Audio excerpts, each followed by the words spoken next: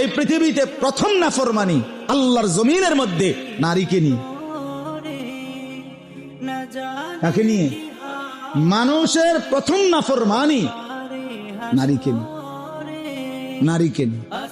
এজন্য নারীর ফান্দে যে পড়ছে, নারীর আসক্তিতে যে পড়ে গেছে, নারীর মধ্যে যার নেশা ঢুকছে, নারীকে নিয়ে যে ব্যস্ত হইছে, এই যুবকের দুনিয়াও শেষ, আখেরাতও শেষ।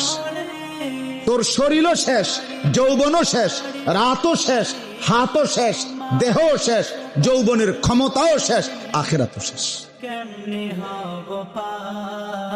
আখেরাতও শেষ, কোনো সন্দেহ নেই।